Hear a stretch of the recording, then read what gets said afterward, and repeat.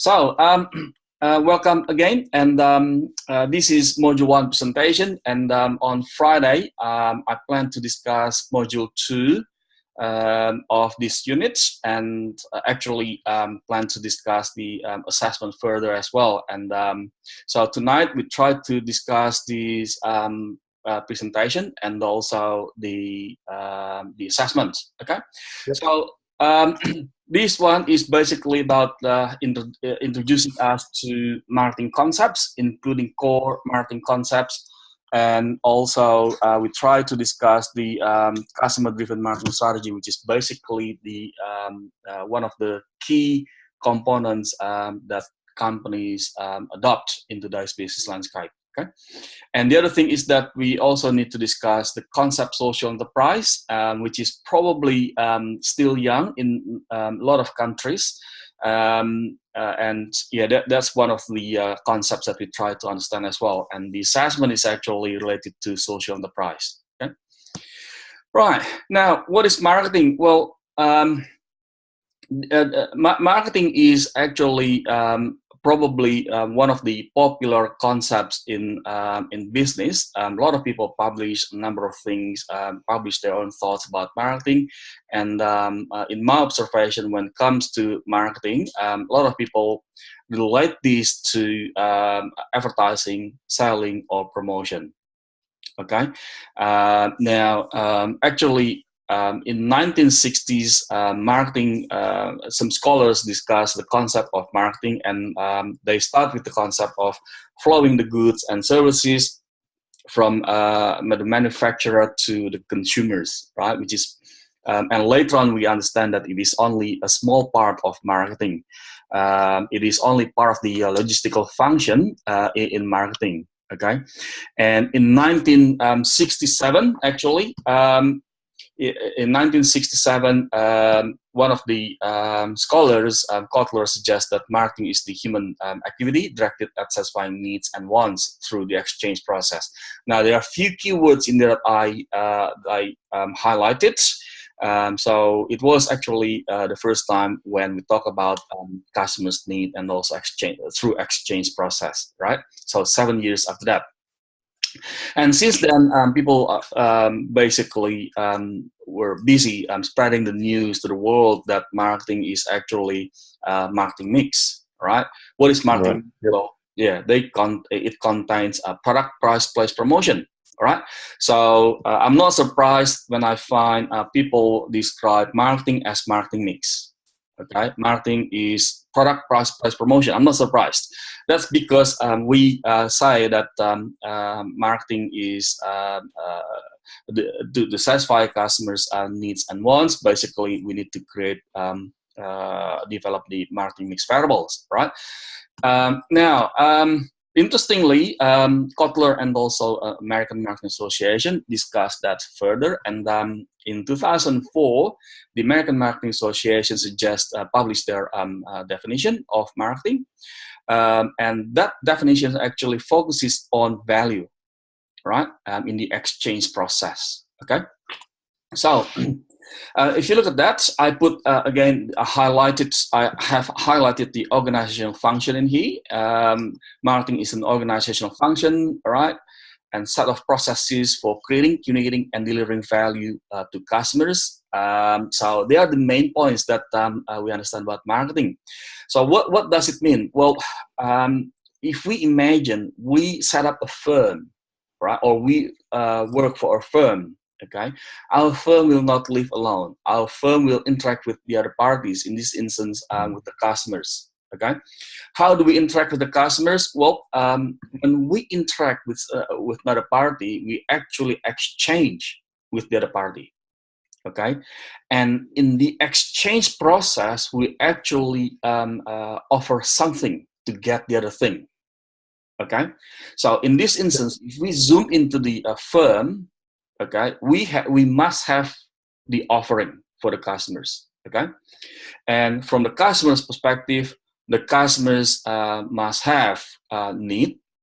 Okay, and also purchase power. Without these two, we can't drive the exchange process with the customers. Okay, so that is the fundamental elements. They are the fundamental elements in understanding marketing. Okay, so when the customers say, "Yes, I like what you're offering to me because that helps me solving my problem," that's when we say we have helped the customers alive, solving, contributing to their problem solving. Okay, and that is actually when we say we add value for the customers, right? So they decide to buy our product or service, and at the same time, when that happens, we actually have created value for the firm as well. Okay, Yeah. so in other words, marketing focuses on value creation for both the customers and also the firm. Okay, through the exchange process between the firm and the customers. Okay, now interestingly, 3 years after that, the American Marketing Association revised their definition. They changed the organizational function to an activity. Okay, now that has an implication. Okay, in the previous definition, it was pretty much business department, right? Marketing was defined as the business department that runs this function. Okay, in the new definition, right, marketing is regarded as the activity, right? What does it mean? Well, that means everybody in the organization is involved in the value creation, value communication, value delivery for the customers in the exchange process, right? So whatever you do in your organization, either in manufacturing, supply chain, R&D, finance, marketing, sales, human resources, you are in the business of creating, communicating, delivering value in the exchange process for the customers. Okay, now that is actually one thing that I'd like to highlight. So please remember that we all are involved in the value creation in the organization. Okay, right. These are the 5 core marketing concepts that helps us to understand what marketing is, right? Needs, wants, and demands, and then market offerings, value satisfaction, and quality, exchange transactions, and also markets, right? I will just quickly take you through with this, and after that we move on to the marketing management orientation concepts, and we discuss the social enterprise. Okay, the other concept I'd like to discuss with you is the customer-driven marketing strategy. Well, in principles, there are 2 decisions that companies need to make in the context of customer-driven marketing strategy. Okay, the first one is to decide which customers will we serve. Okay, which is basically about the target market decision, and the second one is basically how can we serve these customers best. Okay, that one revolves around the value proposition that we need to offer for the customers, or the promise that we need to offer, or the benefit that we need to offer for the customers. Okay. Now, in terms of target market decision, well, we need to understand who the customers are, because that they have needs, they have preferences, and they also behave in a certain way in the market. So we need to make a strategic decision in here, and people say that target market decision is the first strategic decision that we're making. Okay, that's target market decision. As mentioned to you before, it is the first strategic decision that we are making, because different customers have different needs that drives different capabilities of the organization to build, to develop, so they can fulfill that need for the customers. Okay? Value proposition, simply defined as a set of benefits or values that the company or firm's promises to deliver to the customers. Okay. Okay. Now the marketing management orientation, we have 5 of them. Just briefly about this marketing management orientation. The first one is production concept. The production concept is actually adopted by companies that believe that the customers will favor products that are available and affordable. Okay, so they normally adopt the principle that all customers are the same. So they are going to create one thing for everybody. Okay, one thing for everybody, because they believe all customers are the same. Okay, now because of that, they expect to have to achieve high volume. Okay, because they will create one thing for everybody. With high volume, they expect they could keep the cost down. All right, so they can help making the product affordable and available. So the keywords in here basically revolves around availability and affordability. Okay, in the olden days, when the car manufacturing was still in the early days, Henry Ford at the time envisioned, to modernize the way American people transport themselves from riding a horse into the driving cars.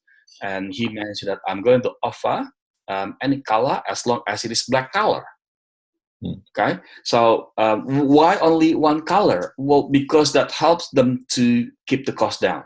Now you're from manufacturing background, so you will also understand that if we change the manufacturing, the product in our manufacturing process, that means we may have downtime in our production process. That means that means we are increasing the costs.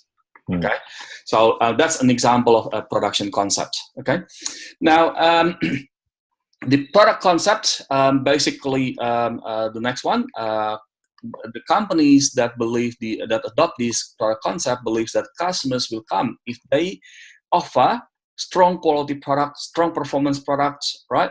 A strong product with performance and innovative features, right? If they offer those things, they believe customers will come. Okay, and the next one is selling concepts, where companies basically believe, the companies that adopt this philosophy believe that they are going to win the customers if they perform large-scale selling and promotional efforts. All right, so they are going to create one thing, a product or a service, after they run heavy promotional efforts, advertising campaign, sales promotion campaign, personal selling, and they may also run tele sales campaign, calling people in the olden days, that kind of things that they do, right? Now the next two basically are more sophisticated in terms of the evolution. Marketing concept is actually adopted by organizations that believe that they can win the competition, they can win the customers if they understand the customers, if they understand the customers' needs and wants. Therefore, they can deliver what the customers' needs and wants are, and to achieve high customer satisfaction. Okay, so they are going to make profit through customer satisfaction. That's what they believe. All right, so companies that adopt this philosophy would perform marketing research, for instance, try to understand the market, either through secondary data or primary research. They're going to understand the market trends, understand the competitors, understand the customers, so that they can create, communicate, and deliver a value that meets the customer's need. Okay? Now, at the highest level, we have what we call as the societal marketing concept. The companies that adopt this find the balance between meeting the company's profit, meeting the company's interest, which is basically about profit, the consumer's interest, which is basically about meeting their needs and wants, and last one is the society's interest, okay, which is basically sustainable sustainability. Now, the concept of sustainability at least has two components. The first one is the environmentally responsible, and the second one is socially responsible or ethical. Okay, because the society wants us to ensure, as a business practitioners, they want us to ensure that we can pass whatever we have, whatever we enjoy now, the environment or the system, like capitalism system, for instance, to the next generation, and next generation. Okay, right. Now that's basically the the marketing management orientation concept and customer-driven marketing strategy. Okay, now this one here is about a bit of thoughts for you later on. The McDonald's, for instance, which concept that they adopt in terms of marketing management orientation. Right now, this one here is actually the marketing mix variables. Right, there are 7 P's. Right, product, price, place, promotion, and people, process, and physical evidence. The first 4, product, price, place, promotions, are normally labeled as the core marketing mix variables, right? And then some people work in services industry suggest that there should be the other 3, people, process, and physical evidence, right? The other 3 basically focus more on the service delivery for the customers. Okay. Now, for our assessment, if you focus on the first 4, that is fine. Okay. If you focus on the first 4, product, price, place, promotion. Okay. Right. I'm going to skip this one. This is basically about the capturing value from customers, which is basically starting from the creating customer loyalty and retention, right through building the right relationship with the right customers. Okay. And the next thing that I'd like to discuss is basically this one here, the elements of modern marketing system. Now, in the previous discussion, I may have oversimplified when I mentioned we have 2 parties, company and consumers. Okay, because in real life we have some other parties as well. We have the marketing intermediaries or the middlemen, like our distributors, wholesalers, and retailers. Okay, and we also need to consider competitors, and we also work together with the suppliers. Now and on top of that, we have what we call as the major environmental forces, which basically consists of the larger societal forces that affect everybody. Who is everybody? Everybody in here are basically these guys: the company, competitors, marketing intermediaries, consumers, suppliers, plus public. Okay, they will be affected by the major societal, larger societal forces. Okay, so actually, when it comes to your assessment 1, that revolves around this. Right. So your assessment 1 actually is about researching these variables. Right. That affect the social enterprise that you select. Okay. All right. Now, let's discuss a little bit about the entrepreneurship. This concept, entrepreneurship, is quite interesting because it has gained a stronger attention from scholars and also business practitioners because. From academic perspective, for instance, entrepreneurship has been mandated to help the countries to drive the economic growth, okay, because of the entrepreneurship, okay, and so people have been thinking about how can we promote entrepreneurship, including in the in the companies, or what we call as the intrapreneurship. Okay, so let's discuss about this topic. Before we discuss about that, let's step back a little bit about the to discuss briefly about the private enterprise system. It is actually known as the capitalism system. So private enterprise system is another way to label the capitalism system. And what it means is actually an economic system that rewards the organization or individuals for their ability to meet the customer's needs. Okay, in that system we actually minimize the government control. Okay, so that means we still have the government still takes certain roles in our system. Okay, they provide us with the regulation, and sometimes they also do the intervention for some sectors where private sectors cannot finance. So through the public funding, through the taxpayers' funding, the government invests in those areas. Okay, so we can contrast that with the communism system, where the economy is managed by the state. Okay, I'm not sure whether you have well, in here we have a documentary report on Cuba some time ago, where a British journalist went to Cuba and did the report at the time, and pretty much at the time everything needs to be managed by the states, including renovating the house. Okay, right. So in brief, in this system, we are allowed to get the incentive because we are better in terms of servicing the customer's needs. Okay, so it is also fair to assume that our goal is to maximize profits. Now, bear in mind, we also need to consider the ethical consideration. This is basically the basic rights in private enterprise system. We have, in order to operate, we need to have the right of owning private property or leasing or private property. We have also the right to compete.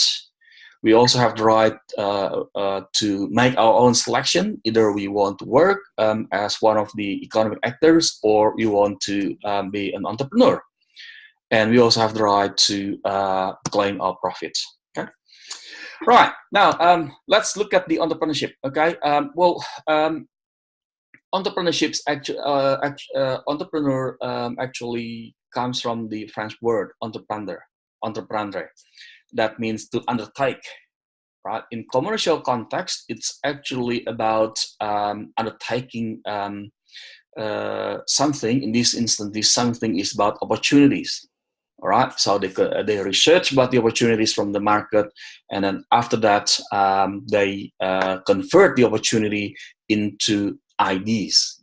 All right, that turns out to be a new business venture or a new product, a new service. Okay, now in doing so, they actually take risks because their invention may fail the market. Right, their innovative ideas may fail the market. Right, now back in 1930s, right, Schumpeter, one of the economists, suggests that these guys actually drive the economic growth because of their innovation. Right, they the entrepreneurs actually through their innovations, they actually destroy the previous ones whilst they create something or create destruction. Okay, so replace the old practice with the new one, and in doing so, they actually drive the economic growth because they satisfy the customers. They satisfy the customers' needs better. Okay, think about smartphone, for instance. Before smartphone came to market, we had a mobile phone. Pretty much, Nokia was the market leader with 65% market share globally. Okay, and we do. You would recall that we patch a few things, the keyboard and so on and so forth. We did calls, texts, and we tried to connect to the internet. Well, sometimes in many cases, it may not be successful. You may recall that those days, right? And then the guys at Dream BlackBerry and also Apple through iPhone, they launched a smartphone with touchscreen. Easier to connect to the internet. You can browse Facebook, you can do browsing and so on and so forth. Makes a communication much easier. So they create something, and by that time they actually replace the old things. Right? With that, they actually drive the economic growth because they satisfy the customer needs better. All right, so that's entrepreneurship in a nutshell. Okay, right. Look, can I suggest we stop there, and because I need to and come back to the meeting through clicking the same thing, click the same link, and so I can record it. Okay. Okay. Thanks. I'll see you after this. Okay. Thanks.